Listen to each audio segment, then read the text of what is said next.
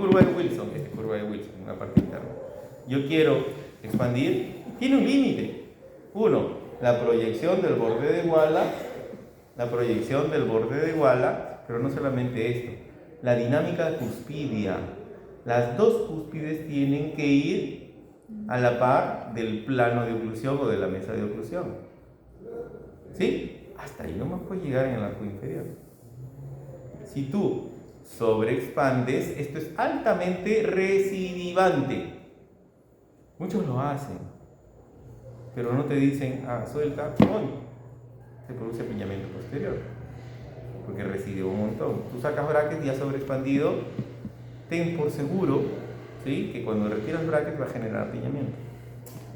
Entonces, el límite es este que estoy mencionando, ¿ya? Y esto te va a dar una distancia intermolar. La referencia que siempre tomamos es con la superior, ¿no? ¿Cómo se llama? Correspondencia molar. Entonces, la distancia de fosa a fosa, que tiene particularmente una medición, ¿sí?, ¿de quién es? ¿Qué autor? Limoges. ¿Sí? Limoges. Lo mismo tengo que hacer en la parte superior. Tengo que medir distancia intercuspidia, ¿no? Cúspide palato mesio-palatino, ¿no es cierto? Que tiene que corresponder abajo. Pero si yo estoy haciendo expansión alveolo-dentaria, de nuevo viene el criterio. La expansión alveolo-dentaria, ¿con qué lo voy a hacer? Ven a pedir el aire. Nos vamos a chicharrar dentro de un rato. Por favor. Te esperamos, antes de continuar.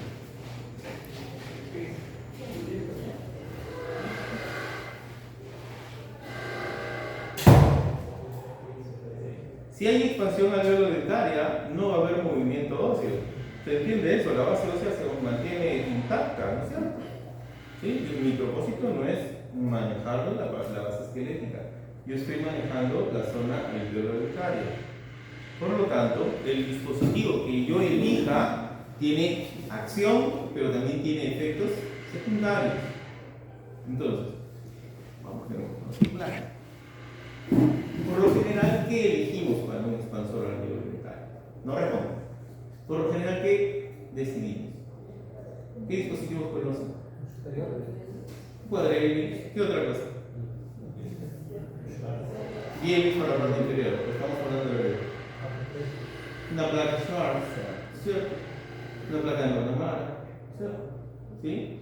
Dispositivos que te pueden generar expansión. Doctor, ¿y si solamente quiero de una sola pieza? Molar, un arco palatino también es válido, genera expansión. ¿Sí? Entonces, miren, ahora, mi mano es mi base esquelética. ¿Cuánto yo voy a expandir? ¿Cuánto yo voy a expandir?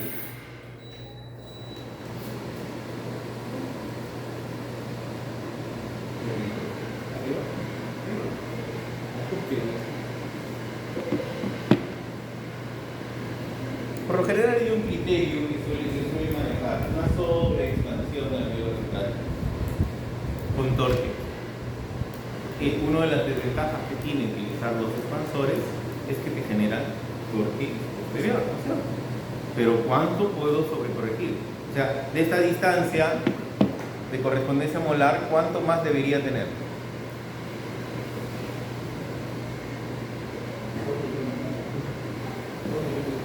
No, ¿y porcentaje? Si esa distancia abajo es 34, arriba las cúspides, ¿sí?, de hasta donde las cúspides palatinas, ¿cuánto debería tener? ¿Lo mismo 34? ¿Cuánto se sobrecorrige? No obstante, pasa más de 34.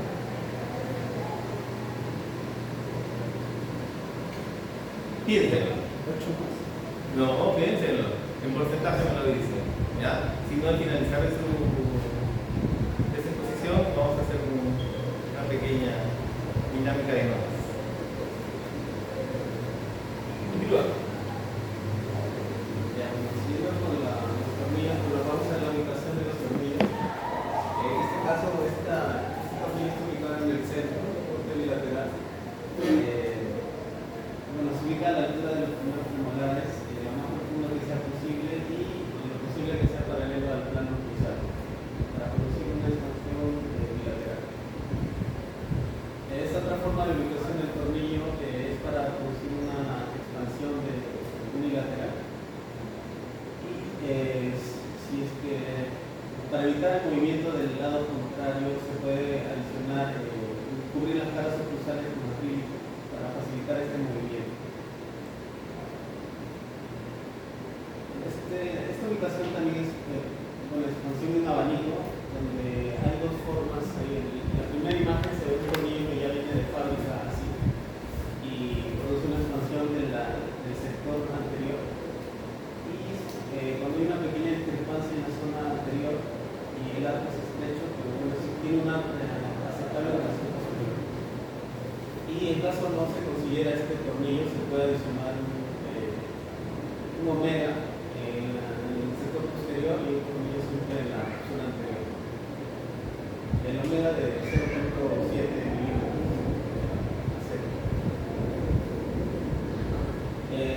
También se busca una expansión a nivel sagital, como por ejemplo en las cristalizaciones, también se puede usar este tipo de placas ayudados de un tornillo, pero en esa posición, donde el tornillo esté paralelo en la dirección del movimiento y al plano cruzado, y hay algún corte del acrílico paralelo al movimiento. Pero, ¿qué ventaja le viene acá? ¿Qué desventaja le viene acá? Desventaja.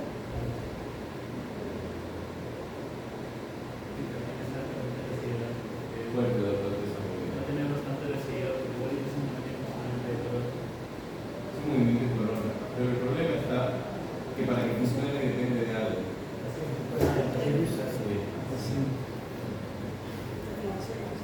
No son dispositivos que realmente sean muy eficientes porque depende mucho de la colaboración del paciente y crean que el paciente no. Hoy en día las generaciones nuevas son tan trabajadoras. Mi papá puede hacer inversión, mi papá el primer día o la mamá el primer día va a estar detrás del tío, pasa la segunda semana y ya se olvida. No lo usa, doctor. No puede empezar. No quiere. Son dispositivos que la realidad actual es. Aparte que, ¿en qué definición lo colocas? Mixta, permanente, ¿en qué decisión te lo terminas? Hable bien, escucho. Ya, decisión mixta. Perfecto. ¿Cuál es el problema de la decisión mixta? Miren las zonas de retención.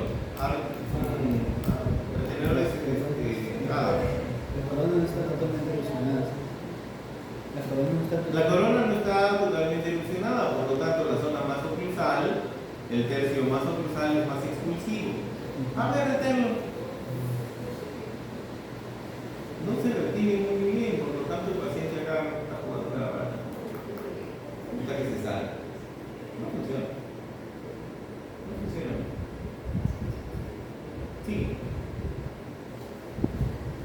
Ahora también vamos a ver lo que es la distribución maxilar. En este caso, bueno, la distribución se aplica cuando hay una trecha maxilar, una mordida cruzada posterior o se quiere cambiar el toque de las piezas posteriores y estimular las suturas maxilares para una contracción. Y aclarar que distribución es separación de las suturas.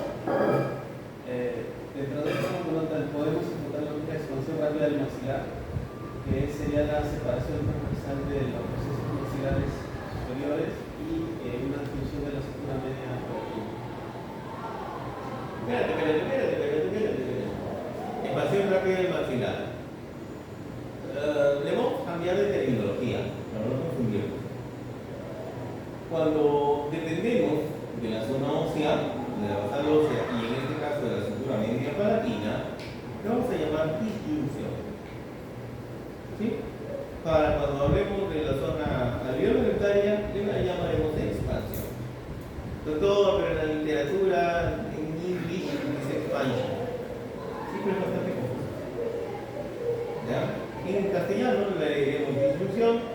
y para los tratamientos de talla, expansión. ¿Sí? Ahora, nótese el punto de apoyo dentario en una disyunción. ¿Dónde se apoya?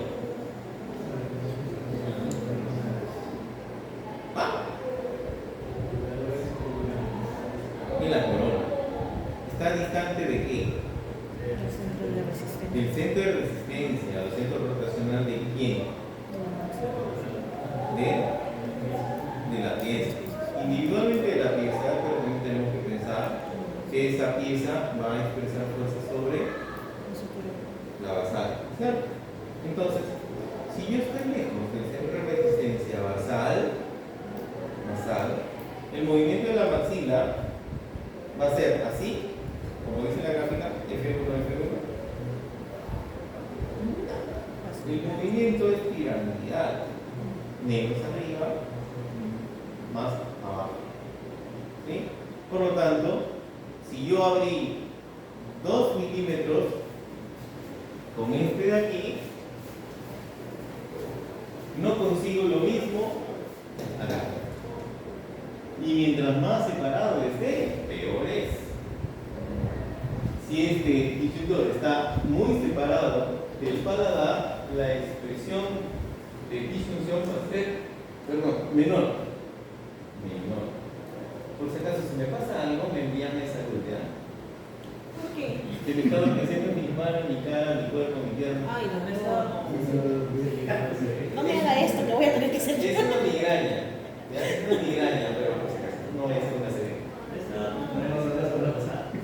¿Qué? Me han dicho que es migraña. Sí, pues, pero me han dicho que es una migraña. Yo no le creo al doctor, que sea que te está pidiendo otra vez. Mientras más lejos del hueso esté, menos expresión de apertura habrá. Si se abre 2, acá no se abre 2. Si está más alejado, si acá abre 2, casi no se abre casi nada. Por si eso tengan en cuenta. Por eso no lo separamos demasiado. ¿Ya? Por eso no lo dejamos separado. Es lo más cercano posible, pero sin invadir el tejido blando tampoco, ¿no? Pero también, como estamos lejos del centro de resistencia, pese que hay una banda de por medio, como la basal se abre así, ¿qué creen que está abriendo también? La inclinación de las piezas donde se ancla, por lo tanto se vestibulariza. Y si se vestibulariza, ¿sí? Normalmente va a haber sobrecorrección. ¿Cuánto es el porcentaje de sobrecorrección que te recomienda? No lo saben igual. Ya saben que buscar para las porcentaje de sobrecorrección para los tratamientos transversales. ¿Qué cantidad de sobrecorrección le agregamos en una disminución y en una expansión? Porque son dos criterios distintos.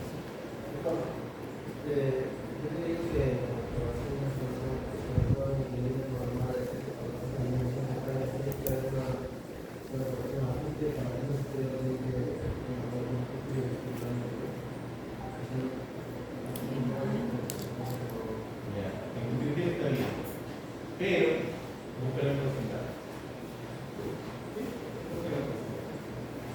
Vamos a decir, yo necesito ampliar transversalmente, qué sé yo, para tener correspondencia molar necesito ampliar 6 milímetros. Yo ampliaré a 6 milímetros mi activación. Hay que ampliar más. Es un porcentaje adicional.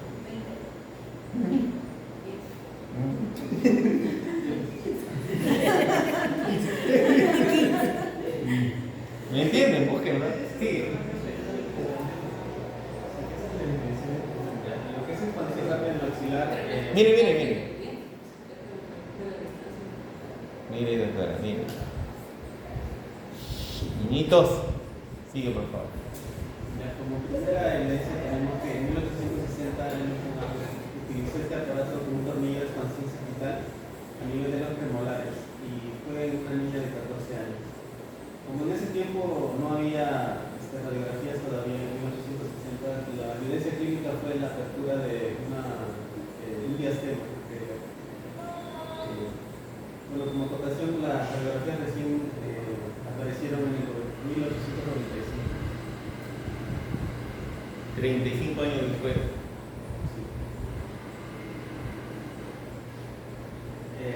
Bueno, siguiendo con la historia de Brown, en 1903 mencionó que la expansión rápida del maxilar también ocasionaba una posibilidad terapéutica para el tratamiento de problemas respiratorios, ya que al hacer la expansión maxilar se producía un descenso del piso de las fosas nasales y una expansión, y eso mejoraba lo que era el paso de las vías aéreas. Después Dean fue el que publicó esto, su artículo La influencia en la nariz por la ampliación del arco palatino, y bueno, ahí publicó una radiografía de la estructura media palatina que se evidenció esto. ¿Se entiende esa parte, no? Y tiene que advertirse a los pacientes. Sí es verdad que al hacer un movimiento piramidal, antes teníamos un par de cámaras para poder. Sí, está, porque el ancho de algo.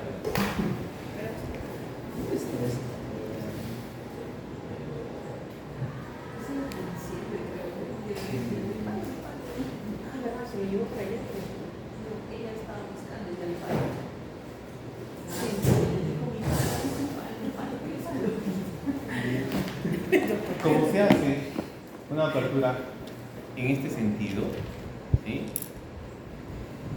Esta zona media es de base nasal. O sea, aquí literalmente está la maxila. Imagínense que acá está la maxila. Esta es la zona nasal. El piso nasal se aumenta en distancia. Y eso lo podemos evidenciar, es más, lo deberíamos medir cada vez que hacemos distensiones. Más aún si utilizamos sistemas de disyunción con anclaje esquelético al hueso palatino, porque la apertura de las juanas se va a ver influenciada por el aumento del piso nasal. A ver, ¿a quién afecta si tú abres la sutura media palatina? ¿Al paladar nada más? ¿A la bóveda palatina? No, pues arriba, lo que está arriba, ¿no? O sea, el piso nasal también te lo está separando. Entonces, tu ala nasal se ve más ancha. Por si acaso. ¿Ya? ¿Es una ventaja para el paciente respirador? ¿Mal respirador? Sí, claro. Tú abres las juanas, respira mejor.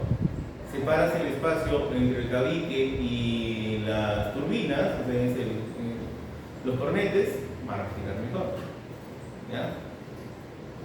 Entonces, aquí nos ayuda para una terapia respiratoria. Es más, a veces los otorrinos envían al ortodoncista para que hagan la apertura del rafe medio palatino, de la estructura medio palatina, con esa finalidad respiratoria. Sigue, por favor.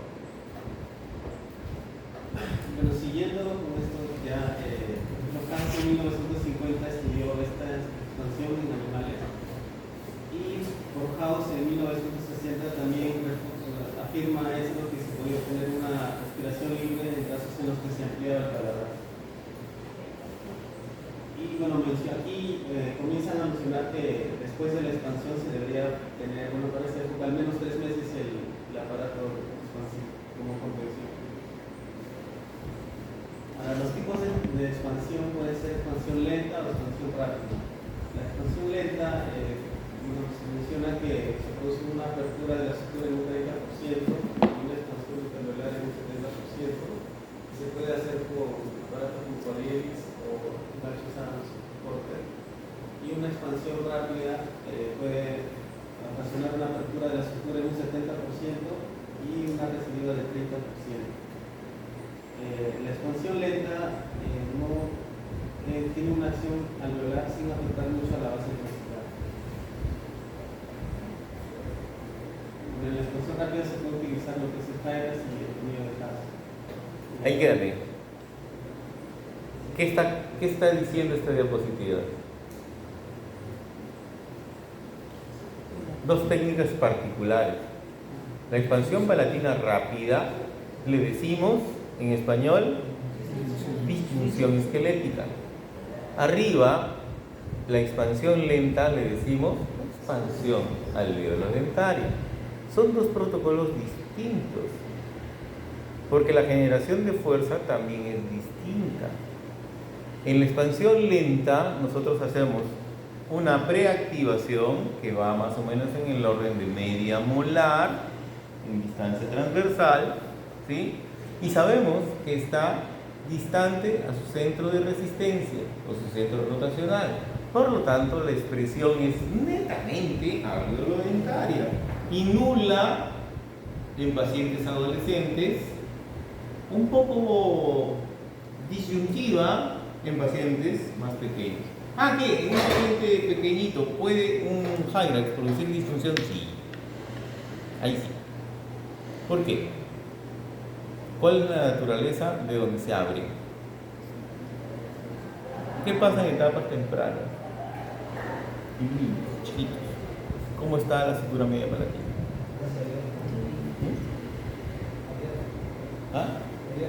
No, no está abierta.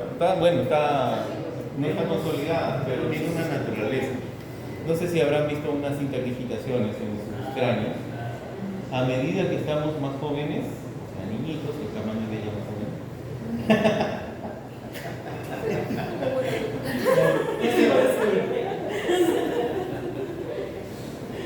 Este es literalmente plano, tú no te salvas, así que no te rías. Esto está como una curvatura con casi nula interdigitación, pero a medida que nosotros vamos madurando, esta interdigitación se vuelve muy intensa. Muy intensa. Entonces es difícil que estas interdigitaciones se abran. Por eso hay menos expresión en el hueso en adolescentes y en niños ya más grandecitos, y mucho más en niños pequeños. O sea, un cuadrilix, sí te puede generar disyunción en niños pequeños. Es más, lo hacemos. Niños chiquititos, cuadrilix, ¿ya? Para hacer disyunción. El protocolo también de activación cambia. La expansión palatina rápida o disyunción tiene un protocolo de apertura muy rápida, intensa, para producir hialinización en el camino. ¿Qué pasa si tú pones tu Hyrax, pero activas uno cada 2 días? Eso no es un protocolo de disyunción, pese a que has puesto un disyuntor. O sea, el tiempo de activación es sumamente importante para la expresión alveolo-dental. Yo requiero que para que el hueso se vaya a los lados, yo requiero hialinización, y no hay forma de hacer hialinización más que activando a cada rato, todos los días. Doctor, duele, sí, tiene que doler, pues estás hialinizando. Si tú te detienes, porque pobrecito, le está doliendo, vas a romper la hialinización y produces el mecanismo de movimiento dentario continuo, o sea, de fuerza baja, y se te vestibulariza. Ya no haces disyunción, estás haciendo vestibularización y la matas. Entonces a tu paciente hay que advertirle, como vamos a hacer una disyunción, no se detenga. Si se detiene, el problema va a ser que va a inclinar las molares hacia afuera, y ahora cómo lo regresas. Que a veces están así. Sigue. ¿Cuánto era recibido?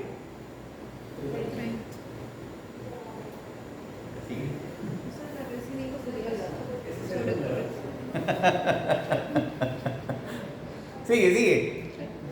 Indicaciones para una expansión rápida maxilar. El arco superior debe estar comprimido, relacionado a lo que es una clase 3.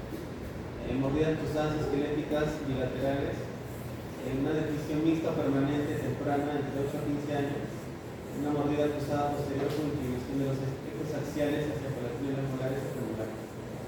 Bueno, este es un criterio antiguo, porque ahora no utilizamos un parámetro etario, sino una clasificación de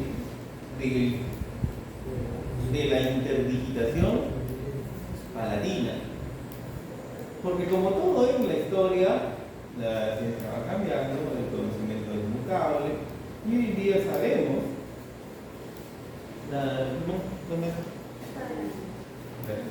hoy en día sabemos no voy a manchar mi manita.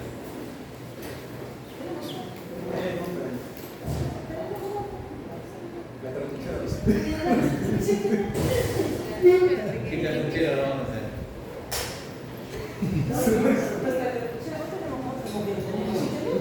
Sí, teníamos. En el otro bolsillo. ¿Qué no?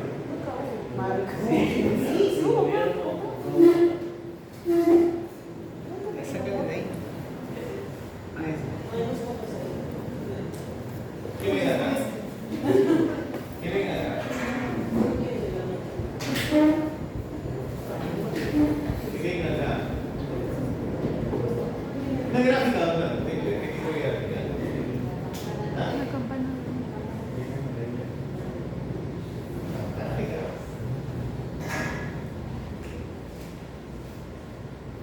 En estadística, ¿cómo se llama esto?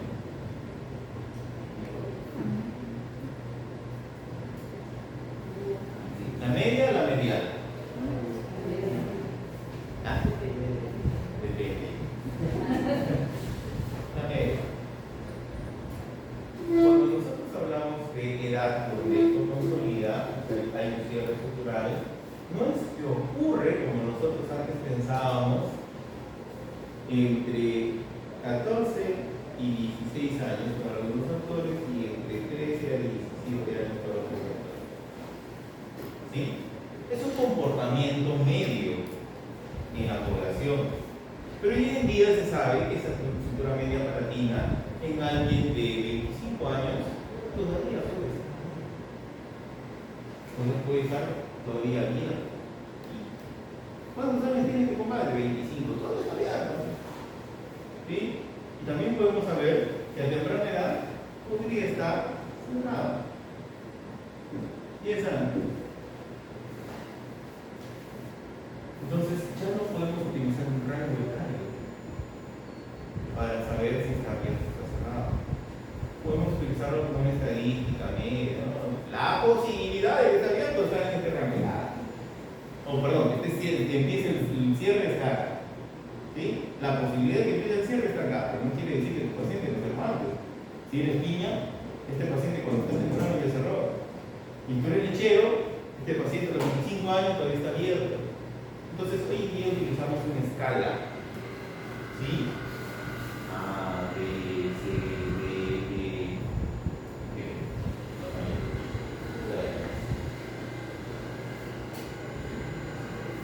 Se llama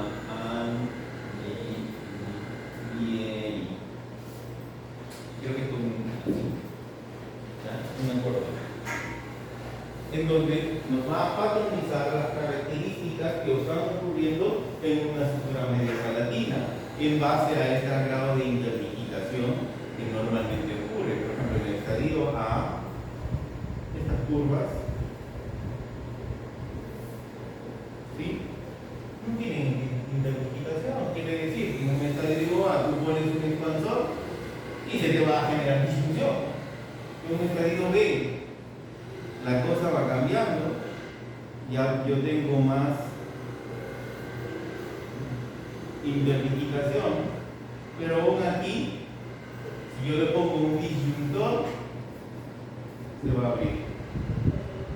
En el estadio C cambia la cosa. Estas interdigitaciones en la tomografía se ven así. Y aquí ya se va uniendo. Se va uniendo. Yo acá, con un disyuntor, mira, no pasa nada, que genera expansión, algo detalle, no se expresa en el peso, no se trata. Entonces yo ya no puedo hacer una estadía de inhibición. ¿Por qué? Porque el hueso empieza a consolidar o a interdigitar más desde atrás hacia adelante. ¿Y dónde está la zona de mayor resistencia? ¿Delante o detrás? Atrás. Porque atrás está conectado con quién o con quiénes. Fuerte. ¿Con quién? Fuerte, ¿por qué tienes miedo? Te voy a morder, ¿qué cosa? ¿Con quién? Culturas circunmaxilares.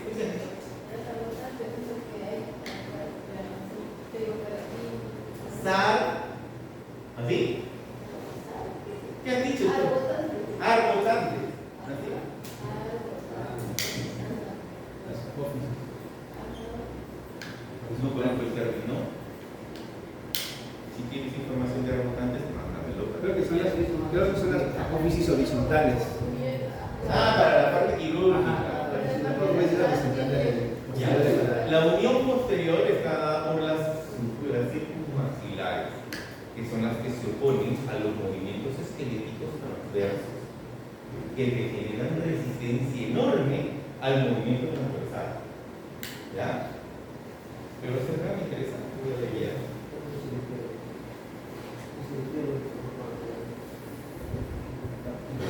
En el estadio D, la cosa se vuelve complicada. Y en el estadio E, ya no hay. Todo está consolidado. No lo ves. Parece uno solo. Entonces, yo puedo hacer disyunción con mar de aquí.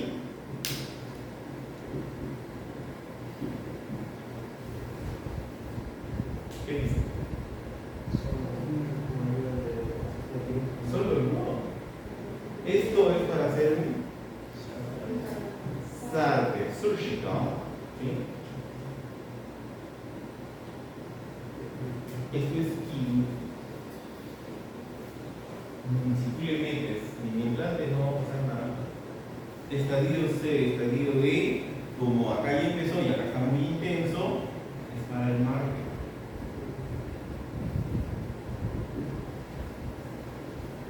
¿Sí? Si estoy en estadio D, es de 6 TACs, es de 4 TACs. Dispositivo de imagen para la química, en los 2 y la 6. No te recomiendo no utilizar porque es la guía de cambio. Lo que hacemos con la confusión es literalmente generar guías para que se vaya fracturando. El mar, pero lo que hace es fracturar, rompe el hueso donde antes había la cintura media palatina. Y en realidad hay algunos artículos que te dicen que en realidad no es que se desaparece la interdigitación, sino que se une tanto, ese nivel de delitos en que se genera es muchísimo más cruento, mucho más intenso. No es que simplemente se desaparece, sino que el nivel de interdigitación es tal que demográficamente no lo puedes ver como una unidad separada, sino como una sola que desapareció. ¿Ya? Entonces, para que tengan una guía más o menos que hacer, si ven estadio C y D, es para abajo, aún si tienes un chico de 16 años. ¿Sí? Y si tú encuentras un chico de 21 en estadio B, es un high. ¿Sí? O sea, no estamos normalizando las edades en la actualidad, porque nos hemos dado cuenta de que la historia tradicional utilizamos antibióticos. Ahora, ¿cuál es el detalle? ¿Cómo se satanizan al antibiótico? Porque es bien difícil de evidenciar en una tomografía de baja calidad. Es difícil. Uy, no noto esta maduración o esta unión. No lo noto, todo me parece igual. No, sí hay. Con un poco de paciencia y un poco de entrenamiento lo van a lograr diferenciar. ¿Ya? Continuando. Como contraindicaciones tenemos que pacientes que no son colaboradores, una movida cruzada unilateral, casos que tengan una movida abierta anterior tipo esquelético y casos como la evolución de clase 2 función 1.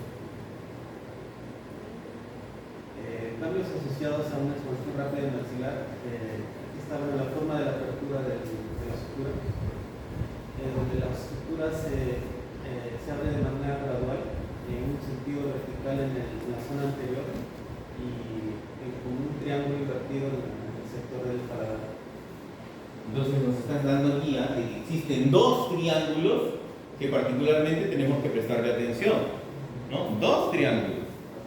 Uno de atrás hacia adelante, porque a medida que yo tengo mi disyuntor, esta expansión está abriéndose más en la zona anterior, en la zona incisiva, que en la zona posterior. Y en una vista vertical se abre de manera piramidal. ¿Por qué? De nuevo, esto tiene la misma explicación que acabo de decir. Las zonas de resistencia en este sentido vertical y en el sentido antero-posterior o sagital, ¿no es cierto?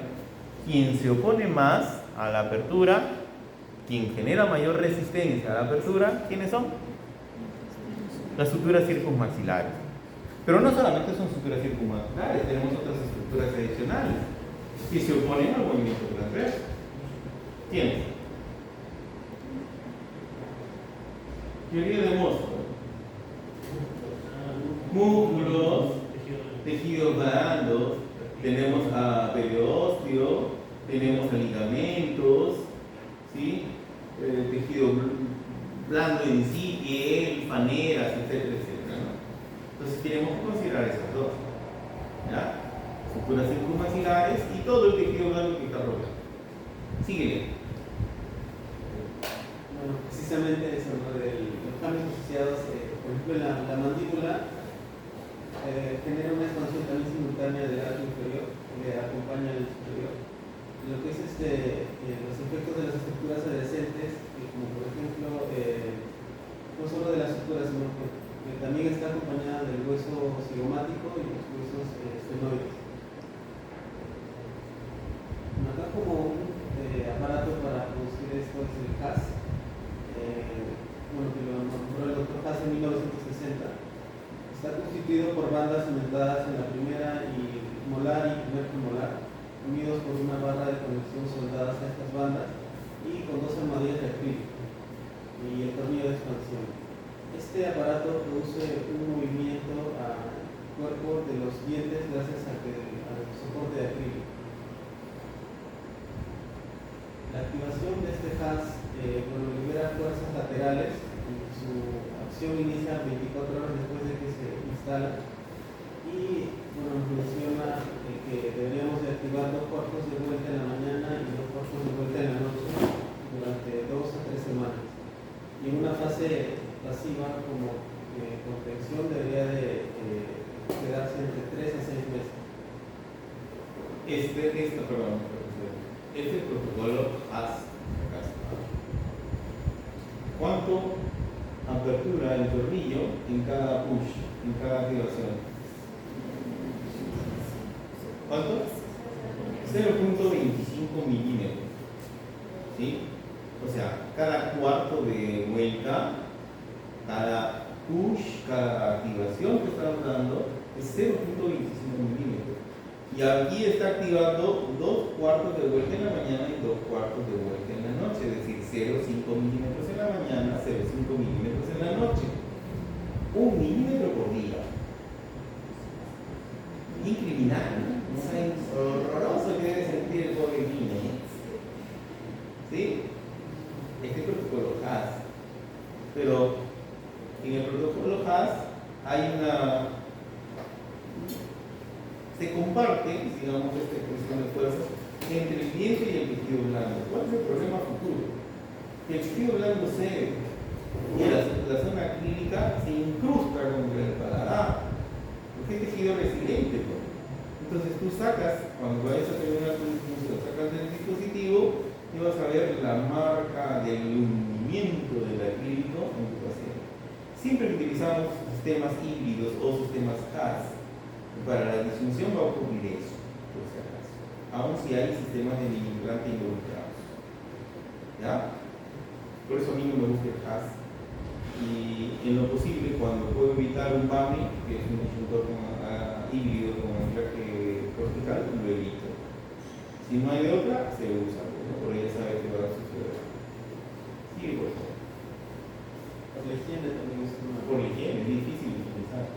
Ahora, no sé si ustedes han utilizado esta técnica de obligación endodóntica, que parece una agujita plástica y le metes clorexidina, sirve, te deja menor riesgo de escamación.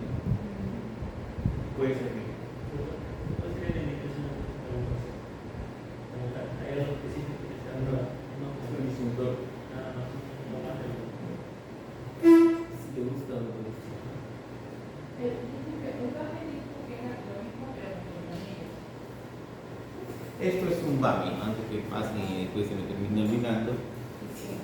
A ver. Transversal.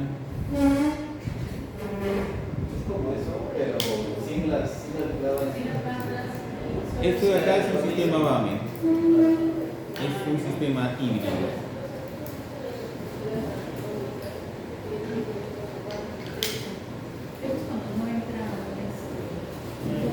No, sí entra. Ahí no es que entra. Pero no está apoyado sobre estructura dentaria. Esta paciente, ¿qué es lo que tiene? Mordida cruzada posterior, canteo, ¿sí? Es esquelético. Y esto está en céntrica, imagínate qué sería.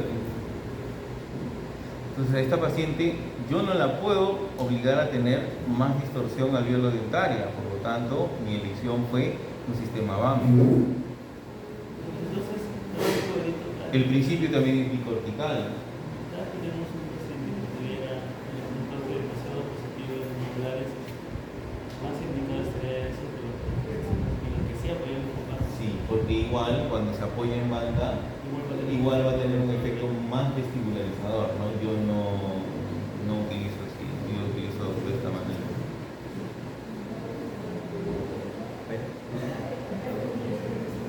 Es un Hyrax. Entonces tienes que tener en cuenta, porque si tú compras, por ejemplo, un Marte, el Marte no tiene un cuarto de vuelta, es un quinto de vuelta. Es 0.2 por push. 0.2. Entonces tienes que saber esa cuantificación, será muy poquito lo que activas, pero en la cuantificación general de las activaciones, sí, es un dolor de cabeza, si no lo has cuantificado. Entonces va viendo. Cuando utilizamos esos esquemas, no puedes decirle al paciente que con un solo dispositivo va a ser suficiente. Esta paciente pasó por 2 dispositivos. Este es el primero, cuando llega al tomografía, confirmación, mira, ves, y en paralelo todavía, ni siquiera así no está en triángulo, en paralelo.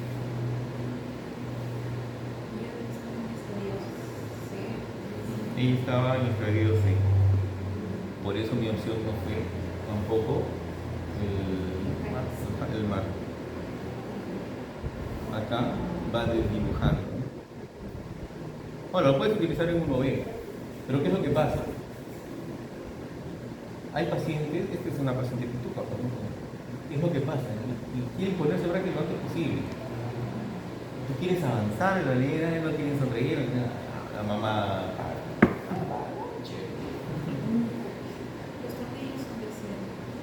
No, le puse titanio.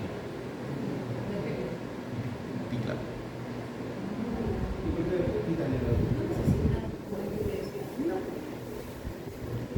El problema es sacarlo, miren. Este video es para enseñar que sin dolor de cabeza sacar esta vaina. Abrir la tapita,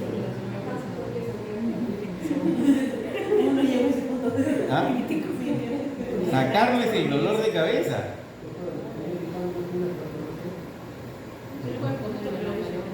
Es genómero. Es azul, es genómero. Es un genómero azul. Pero igual.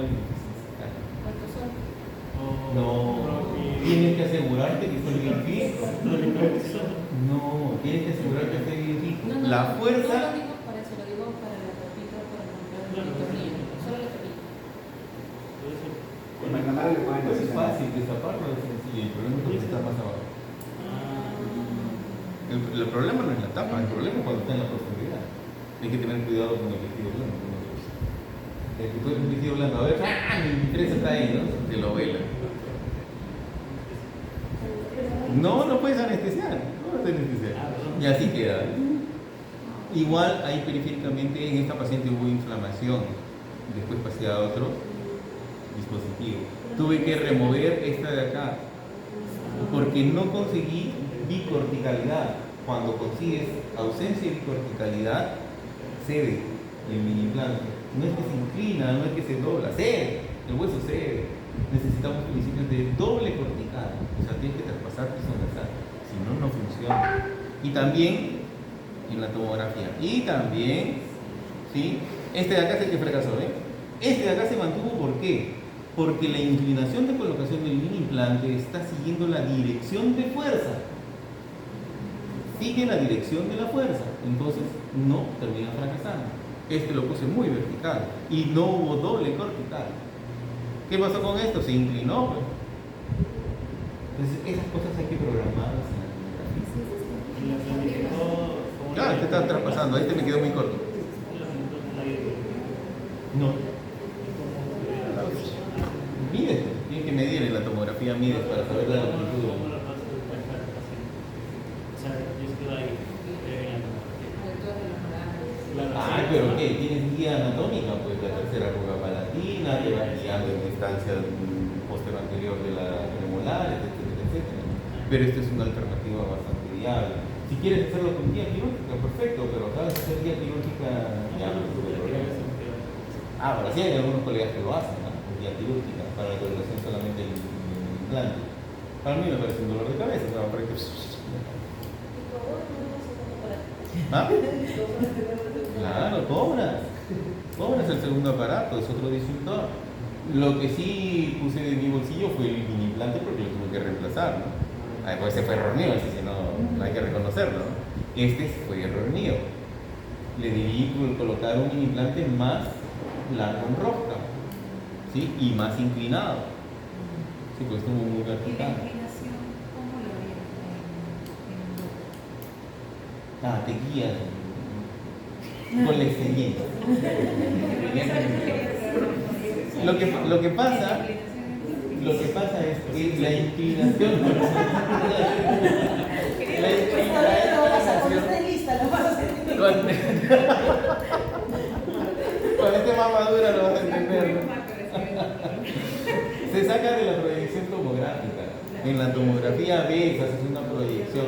Es más, en la tomografía le colocamos un implante para tener la guía de la orientación.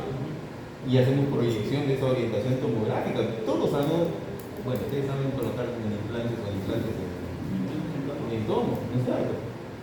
Sí, ahora modificas el tamaño del implante, como para un tamaño de mini implante. Lo podemos modificar. Y así es como lo transferimos acá. Entonces, una vez reemplazado esto, volví a colocar el dispositivo. No estamos visualizando, sino que para, como dice, quizás hay guías que Pero te guías clínicamente. No, pero también hay cosas que pasan. O sea, acá hay Es- bastante hueso. Acá hay bastante. Claro. más. Donde fallar es plata, pero hay gente que puede decir como el paciente no le que te enseñe. Hay pacientes, por ejemplo, donde esta no es la elección. Hay que colocarle primero un disyuntor convencional. Sí, porque no entra. O hay que colocarle un marque, ya sea LSL o XL, depende, con base. Cosas medio como No hay mucosa, el promedio de mucosa. Ah, no. La mucosa en promedio mide 3 milímetros. no, ¿qué pasa si esto mide más? Hay otros mucosos que me aguanten eso. Ahí, sí. ¿Cuánto qué? ¿De verdad? No, más. Hay otras mucosas de 6. No, Morelli también tiene. Las versiones en acero. Ahora ya hay, antes no había, ahora ya hay más modificaciones. Entonces, miren cómo se va ordenando. Miren cómo ahora la zona basal se ve más armónica, ¿no es cierto? Ya hacia afuera, ya no tiene la mordida cruzada, ya no tiene el cantero inclusive, pero tiene el signo clínico de la disfunción. Tuvo que pasar por una segunda fase. Ya no se nota así. Y está con brackets en la actualidad, ¿no? ¿Ves? Está con brackets. Ya vas colocando aparatología, esa es la ventaja, que puedes ir colocando aparatología eventualmente.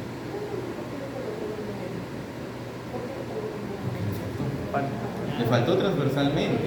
El tornillo es un tornillo de 13. Es un tornillo de 13. todavía faltaba. Le faltaba. Faltaba.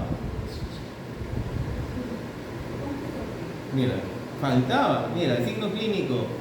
Ya no hay diastema. Y mira cuánto está abierto. Es un grandote. Y le faltaba.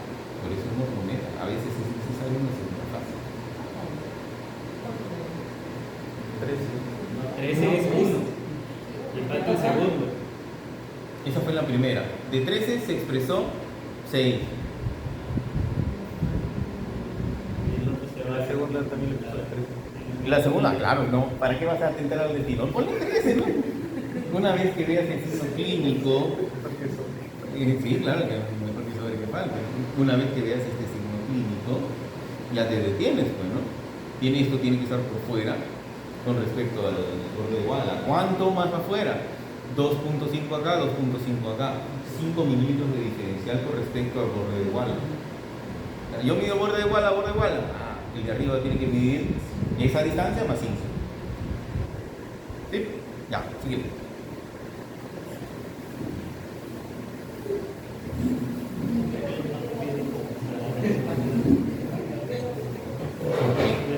La pregunta del doctor le dice, entonces ¿por qué el marpe viene para agarrarse en las molares? A ver, coloca esta vaina. No, pero sí tengo No es por eso. El marpe viene así porque para estabilizar el marpe, y no metas la pata, ¿sí? Tiene que estar con la banda. Es un estabilizador. No tiene propiamente una función de distribución. Es un estabilizador para la colocación. Solo que lo dejamos. Sí, pero dejarlo no lo terminamos. ¿Cuál es la pregunta? Díganselo más bonito, Pregunta la nomás, asusta. este es el momento, porque si no después ahí se chango. Sí, da miedo. Es que ya me estaba diciendo. ¿Cuál era tu pregunta?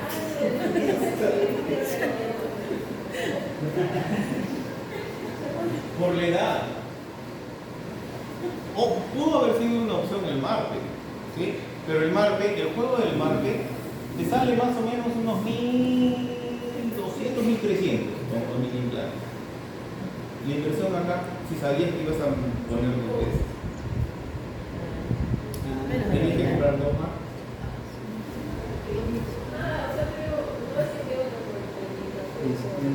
No, dice de hecho que sea el soldado. Costo-beneficio. Por eso tuvo que haber saltado. Pude haber utilizado perfectamente un marco, pero después tenía que sacar, colocar otro, sacar los mini implantes, sacar los mini implantes y volver a colocar el marco. El dispositivo te queda el mini implante ahí, no lo sacas. Lo que cambias es otro modelo, el diseño, la calidad y vuelves a colocar un dispositivo nuevo. 500 soles para tu sí. El marco no, el marco tiene que comprar todo, ¿no? Todo, ¿no? Pero ganas más. Costo-beneficio. El BAME sale más barato. Puede cumplir en un paciente estadio C la misma función a un menor costo. San Marpe, Están en los artículos, pero cuando uno comienza a leerlos, es igualito. En base es lo mismo, casi sí lo he leído, pero no recuerdo. Te voy a ser sincero, no recuerdo, pero sí he leído San Marpe.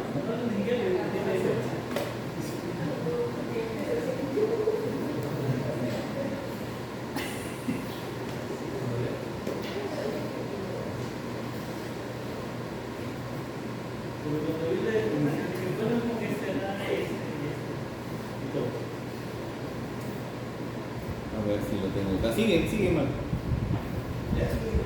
Ventajas de este tornillo de Haas. Produce fuerzas entre 4 a 5 kilogramos, ideal para separar la sutura. En lo que es la fuerza de activación genera entre 1 kilogramo a 3.5 gramos. La expansión se puede dar hasta de 12 milímetros y es asegurado como posible. Como desventaja principal es la higiene en general del paciente. Es un poco complicado realizar.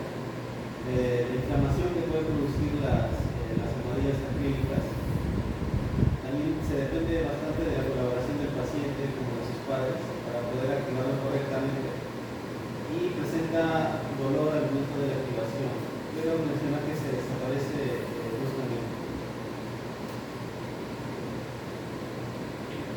A lo que es el tornillo de Hyrax, está hecho de acero inoxidable y en este caso ya no presenta lo que son las almohadillas palatinas. Está constituido por bandas cimentadas en la primera molar y el primer premolar. El tornillo de expansión con una separación de 3 milímetros de la mucosa y unos soportes en el paladar.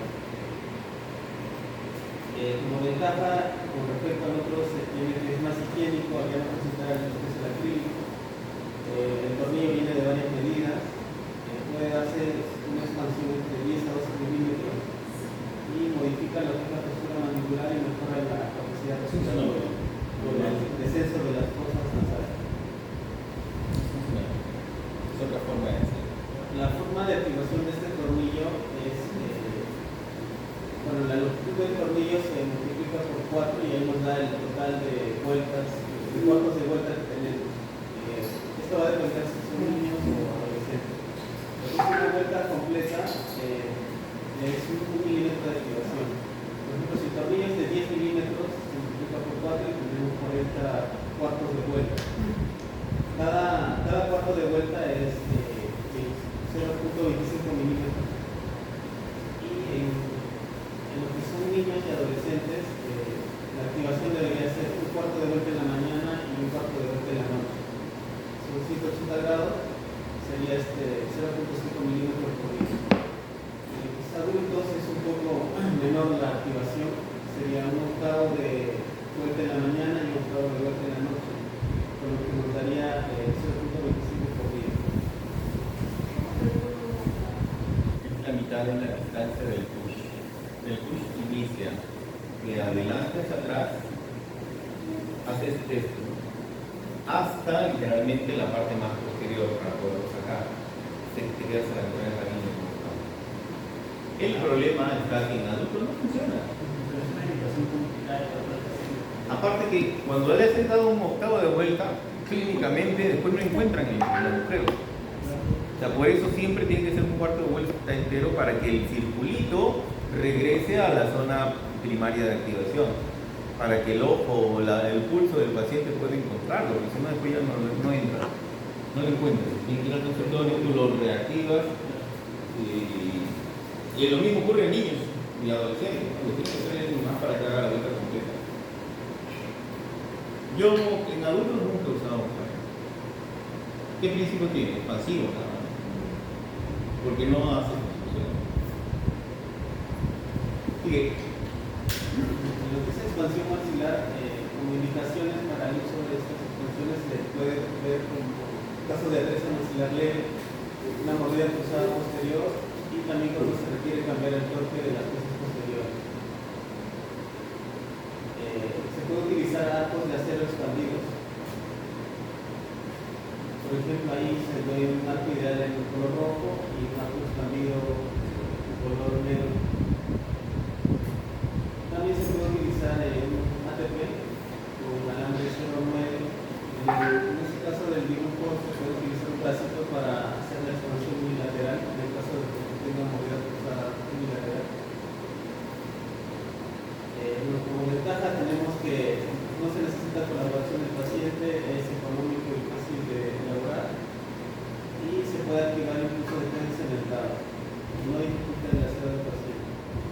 Como desventajas puede producir isquemia al nivel de la banda en la encía marginal y también producir una marca en lo que es el dorso de la lengua y la expansión es lenta. Ahora otro aparato es el Quadrix, que fue introducido en el 60 Quadrix y está constituido por, bueno, él menciona que debería ser en alambre liloy azul, 0.038 pulgadas o 0.9 milímetros, con 4 nudos helicoidales.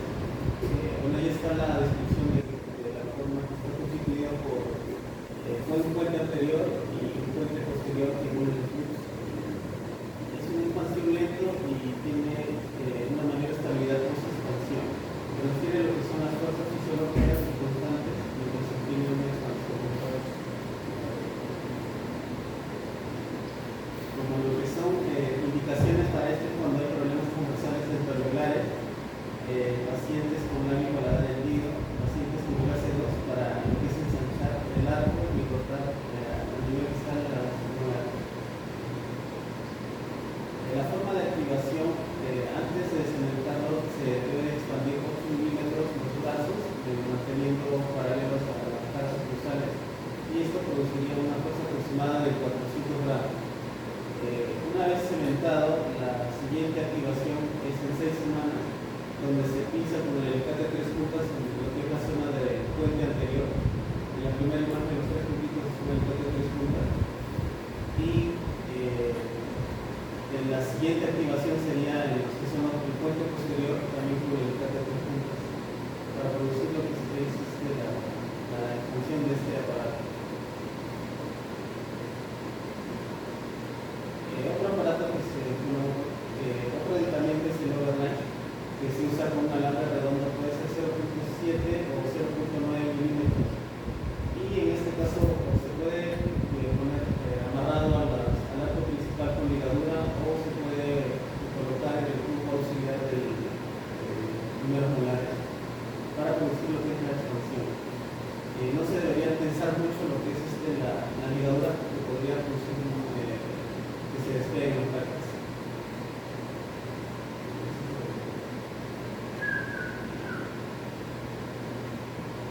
¿Es esto? ¿Es esto?